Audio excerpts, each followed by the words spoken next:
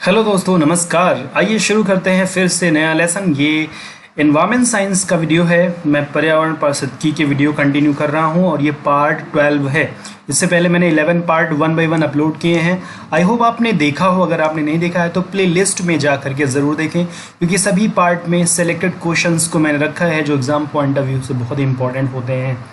तो इसमें भी वही इंपॉर्टेंट क्वेश्चन का कलेक्शन है। अगर आप इस फिर वीडियो को देखते हैं तो ज़रूर आपको 1-2 नंबर आपके एग्जाम में ज़रूर मिलने वाले हैं। चलिए शुरू करते हैं।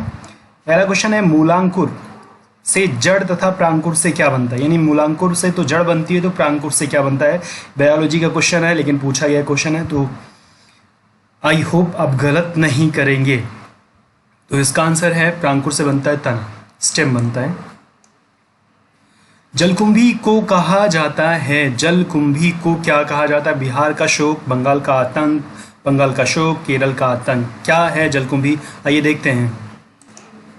ये आप देख पा रहे होंगे यहाँ पे, ये जो तालाब में इस तरह का एक वनस्पति होती है, इसको जलकुंभी कहते हैं। ये तालाब में इतना ज़्यादा रहता है, झीलों में रहता है कि बाकी वनस्पतियाँ, बाकी जीव जंतु अंदर जो है ऑक्सीजन को नहीं प्राप्त कर पाते हैं। तो ये पूरी तरह से वाटर जो बॉडी है उसको डैमेज कर देता है और उसमें रहने वाले जीव जंतुओं के लिए काफ़ी हानिकारक होता है। और किसान भी अगर उसमें जैसे सिंघाड़ा या कुछ रखना चाहें, बोना चाहें, तो वो हो नहीं पाता। तो इसलिए इसे, जिसे हम जलकुंभी कह रहे हैं, इसे, और इसमें बोटिंग भी नहीं हो सकती बिना इसको साफ किए। बोटिंग में मतलब टूरिस्ट फैसिलिटी भी ये देना चाहें तो वो भी नहीं हो सकता। इसीलिए इसे बंगाल का आतंक कहते हैं, बंगाल का आतंक। तो आंसर मिल गया होगा, क्या है बंगाल का आतंक। ये है आपका जलकुंभी, तो आंसर है बंगाल का आतंक। मोटर वाहन द्वारा छोड़ा जाने वाला प्रमुख प्रदूषक है। ये तो मैंने पहले की वीडियो में भी बताया है, आई होप आपको याद होगा, तो आप इसको गलत नहीं करेंगे। तो मोटर वाहनों द्वारा जो छोड़ा जाने वाला इनमें से एक है, उसे हम दम घोटू गैस भी कहते हैं। तो दम घोटू गैस के बारे में मैंने कई बार बताया है, यहाँ भी आपको बता रहा हूँ। आई थिंक आपने सही लगाया हो। इसका सही आंसर है CO, कार्बन मोनोऑक्साइड। ये है मोटर वाहन द्वारा छोड़े जाने वाला प्रमुख प्रदूषक, मेन ये है, और ये बहुत ही खतरनाक होता है, कार्बन मोनोऑक्साइड। अगला, चेरनोबिल दुर्घटना का संबंध किस देश से है। देखिए, चेरनोबिल एक बहुत बड़ा डिजास्टर था, एक परमाणु रिएक्टर में परमाणु विस्फोट हुआ था। ये आइए थोड़ा सी इसकी एक तस्वीर दिखाते हैं आपको। ये आप देख पा रहे होंगे, ये वहाँ उस प्लांट का ये एक ग्राफिक है। और मैं आपको इसमें बताऊं तो ये यूक्रेन में है ये, और यूक्रेन सोवियत संघ, रूस, USSR में स्थित था उस टाइम पे।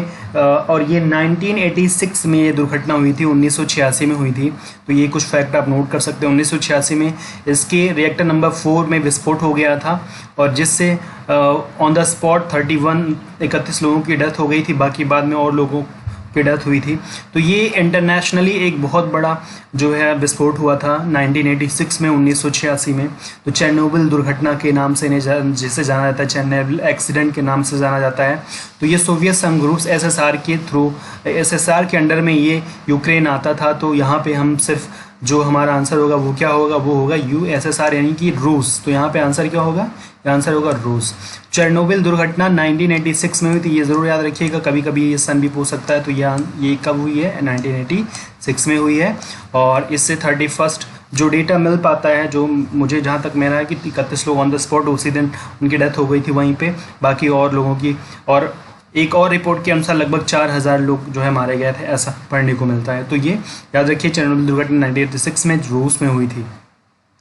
भोपाल में कौन सी दुर्घटना हुई थी। भोपाल वाली दुर्घटना भी बहुत बार पूछी जाती है, मैंने पहले की वीडियोस में आपको दिया भी, आई होप आपको याद होगा।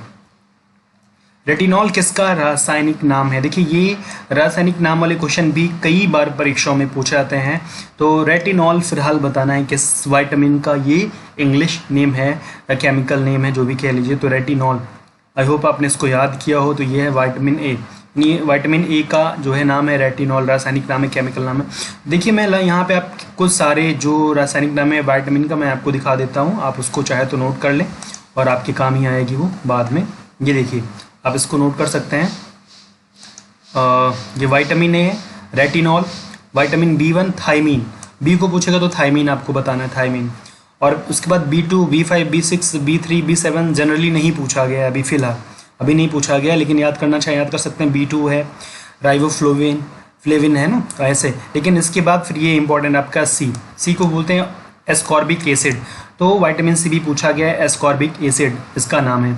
और विटामिन डी भी पूछा था, कैल्सीफेरोल। विटामिन डी का नाम है कैल्सीफेरोल, विटामिन ई का है टोकोफेरोल। तो ये और विटामिन के ये आपका लिखा हुआ है ना, फाइटोमेनाडोइन। तो ये आपके खास करके A B C D E ये 3 कई बार पूछे गए हैं, यहाँ की ये तीनों, और ऊपर का ये विटामिन ए और बी, ये दोनों। इतना ये रिपीटेडली कई बार परीक्षा में पूछे गए हैं कि रेटिनॉल किसका रासायनिक नेम है, किसका साइंटिफिक नेम है, वैज्ञानिक नेम जिसको कहते हैं, वैज्ञानिक नेम, साइंटिफिक नेम। तो ये रेटिनॉल ए, थायमिन बी, उसके बाद एस्कॉर्बिक एसिड सी, और एस्कॉर्बिक एसिड सी हो गया, कैल्सीफेरोल डी हो गया, और ये टोकोफेरोल ई हो गया। इतना याद रख लेंगे तो आपको एग्जाम में हेल्प ज़रूर मिलेगी। चलिए आगे देखते हैं। आई थिंक आप याद कर लेंगे, नोट कर लेंगे। किस गैस की वजह से कोयला खानों में सामान्यतः विस्फोट हो जाता है? जो कोयले की खदानें होती हैं, कोल माइंस होती हैं, वहाँ पे जनरली विस्फोट हो जाते हैं छोटे मोटे। तो वहाँ पे गैस रिलीज होती है, उस गैस का नाम बताना है आपको, वो गैस कौन सी है। तो ये गैस बहुत ही फेमस है, और ये जो है ग्रीन हाउस इफेक्ट के लिए भी जिम्मेदार गैस है। कुछ हद तक जिम्मेदार है, मेन तो नहीं है, लेकिन हाँ जिम्मेदार होती है। और एक मैं इसका क्लू देता हूँ आपको, इसे हम मार्श गैस भी कहते हैं। आई थिंक आप पहुँच गए होंगे। एक चीज़ और बता दूँ कि ये जुगाली करने वाले पशुओं के मुंह से और धान की खेत से भी उत्पन्न होती है। तो इतने सारे क्लू के बाद तो किसी का गलत नहीं होना चाहिए। जी हाँ, बिल्कुल सही है, ये है CH4, जिसे मीथेन गैस कहते हैं। ये मीथेन है, सल्फर डाइऑक्साइड है, ये कार्बन डाइऑक्साइड, ये कार्बन मोनोऑक्साइड। तो इस प्रश्न का आंसर है मीथेन CH4। अम्लीय मिट्टी जिसे पॉटजाल कहते हैं किन वनों में पाई जाती है?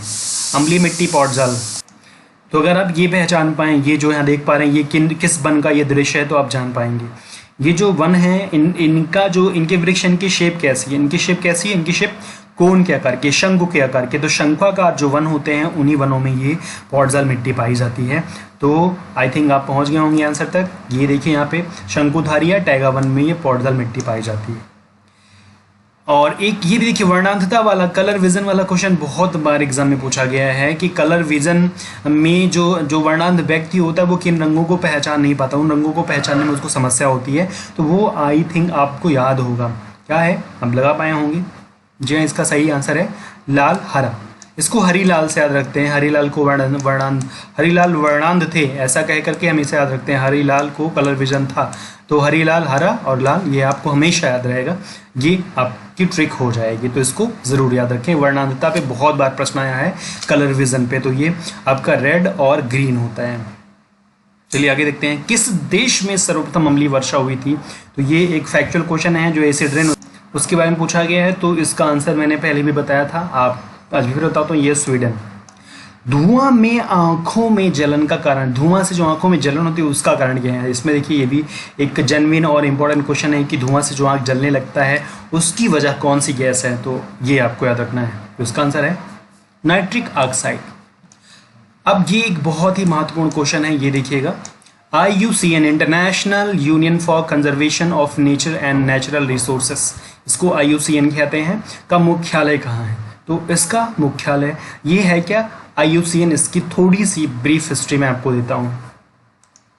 देखिए ये है IUCN का लोगो, अंतर्राष्ट्रीय प्राकृतिक संरक्षण संघ है। इसकी स्थापना 1948 में फ्रांस में की गई है, और इसका मुख्यालय स्विट्जरलैंड में है, जो आपसे पूछा गया था। और इससे संबंधित प्रमुख व्यक्ति हैं जूलियन मार्टिन लेफेरवे और अशोक खोसला। अब देखिए यहाँ पे थोड़ा डिटेल दिया हुआ है कि प्राकृतिक संसाधनों के संरक्षण के लिए समर्पित एक अंतर्राष्ट्रीय संगठन है, इंटरनेशनल जो है यूनियन है। संगठन का घोषित लक्ष्य क्या है? विश्व की सबसे विकट पर्यावरण और विकास संबंधी चुनौतियों के लिए व्यवहारिक समाधान खोजने में सहायता करना है। संघ विश्व के विभिन्न संरक्षण संगठनों के नेटवर्क से प्राप्त जानकारी के आधार पर लाल सूची, रेड लिस्ट जो जारी करता है संकटग्रस्त प्रजातियों को दर्शाने के लिए, वो ये काम करता है। तो ये प्रकृति संरक्षण के लिए, नेचर कंजर्वेशन के लिए एक इंटरनेशनल यूनियन है जिसे हम IUCN कहते हैं, और इसका मुख्यालय स्विट्जरलैंड में है। और इसकी जो स्थापना हुई थी 1948 में हुई थी, अक्टूबर 1948 में तक फ्रांस में हुई थी। ये कुछ इसमें की पॉइंट्स थे जो आपको याद रखना है, और ये इसका लोगो है जो आपको जानना था। तो आंसर तो मिल गया। आंसर क्या है? स्विट्जरलैंड। ओके, निम्नलिखित में से कौन सा एक स्वस्थानीय संरक्षण का उदाहरण नहीं है? स्वस्थानीय का मतलब जिस स्थान पे वो पार्टिकुलर जो जीव है रहता है उसी स्थान पे उसे संरक्षण प्रदान किया जाए, तो वो नहीं है पूछा, ध्यान दीजिए नहीं है। तो देखिए राष्ट्रीय उद्यान स्वस्थानीय होते हैं और वन्य जीव अभयारण्य भी होते हैं, पवित्र वन और झील होती है। ये जो है वनस्पति उद्यान ये स्वस्थानीय नहीं होते, तो इसका आंसर यहाँ पे है इन सिटू का उदाहरण नहीं है वनस्पति उद्यान। जो बॉटानिकल गार्डन होते हैं उन्हें अलग से बनाया जाता है, वो नेचुरल नहीं होता। तो जो नेचुरल जो है जो नेचुरल हैबिटेट में ही उन जानवरों को संरक्षण के लिए जो व्यवस्था की जाती है, स्वस्थानीय उनका जो खुद का स्थान था वहीं पर उन्हें संरक्षित कर दिया जाए, तो उस जो है संरक्षण केंद्र को स्वस्थानीय के अंतर्गत रखा जाता है। और जो अलग से आर्टिफिशियली तरीके से एक नई जगह पे नया एरिया खरीद करके नया एरिया कवर करके वहाँ पे जो है नेचुरल चीज़ों को लगा करके और वहाँ पे फिर वनस्पतियों को संरक्षित किया जाए, तो उसे हम कहते हैं एक्स सीटू। जो आगे आपसे पूछा गया यहाँ कौन सा एक बाह्य स्थानीय एक्स सीटू संरक्षण का उदाहरण नहीं है, फिर से पूछा नहीं है। देखिए चिड़ियाघर नेचुरल नहीं होता है, इसको अलग से बनाया जाता है, तो ये तो है जंतु उद्यान, वृक्ष उद्यान, जयमंडलागार। तो जंतु उद्यान भी है और वृक्ष उद्यान भी है, लेकिन जैवमंडलागार जो बायोस्फीयर रिजर्व होते हैं ये नहीं है।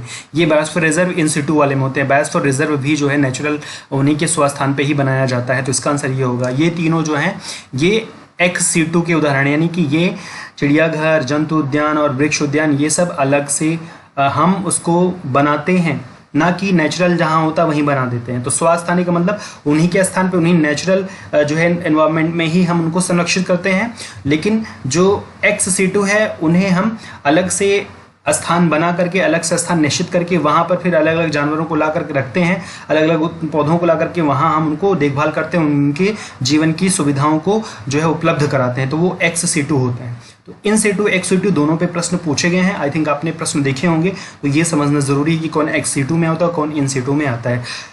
अगर अभी भी समझ में नहीं आया तो आप मुझे कमेंट करिएगा, मैं फिर से इस पे दोनों पे अलग से वीडियो बना दूंगा। आई थिंक समझ में आ गया होगा। हाँ, मैं एक गुजारिश यही कर देना चाहता हूँ कि आप लोग वीडियो को लाइक बहुत कम करते हैं, तो प्लीज़ लाइक कर दिया करिए, चैनल को सब्सक्राइब भी कर लिया करें, क्योंकि इतनी मेहनत से मैं बनाता हूँ वीडियो, तो थोड़ा सा तो यार इतना तो हक बनता है कि आपसे कह सकूँ कि लाइक कर दिया करिए और शेयर कर दिया करिए ना, क्योंकि ये ही सब चीज़ें हैं जिससे हमें मोटिवेशन मिलता है और बेहतर काम करने का। तो मुझे उम्मीद है इस बार आप ज़्यादा से ज़्यादा लाइक करेंगे और वीडियो को शेयर करेंगे और अपने दोस्तों तक जो है चैनल को सब्सक्राइब करने के लिए रिक्वेस्ट भेजेंगे। ये मेरी आपसे दिली गुजारिश है। चलिए अगला क्वेश्चन देखते हैं। देश में सबसे बड़ी चिड़ियाघर अलीपुर चिड़ियाघर कोलकाता की स्थापना कब हुई थी? अब देखिए स्टैटिक क्वेश्चन है कि जो पहले तो सबसे बड़ा चिड़ियाघर पता चल गया कौन सा है, अलीपुर कोलकाता चिड़ियाघर। आई थिंक पहले से पता होगा, कोलकाता जो अलीपुर में वो सबसे बड़ा है। इसकी स्थापना कब हुई थी ये पूछा गया है, तो ये भी काफ़ी स्टैटिक और इम्पोर्टेंट क्वेश्चन बन जाता है। उसका आंसर है 1875 में हुई थी। अंतर्राष्ट्रीय जैव विविधता दिवस कब मनाया जाता है? ये भी एक स्टैटिक क्वेश्चन है, बहुत महत्वपूर्ण है।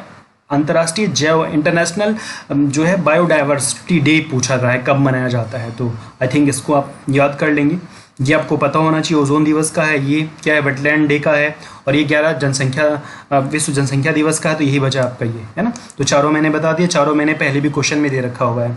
ये ओजोन दिवस है और ये आर्द्रभूमि दिवस है, ये विश्व जनसंख्या दिवस है और ये आपका हो गया ये जो आपके सामने क्वेश्चन है। तो बस इस वीडियो में इतना ही, बाकी अगला वीडियो मैं फिर देता हूँ और इसी तरह महत्वपूर्ण क्वेश्चन कलेक्शन मिलता रहेगा। बहुत बहुत शुक्रिया, थैंक यू, जय हिंद, वंदे मातरम।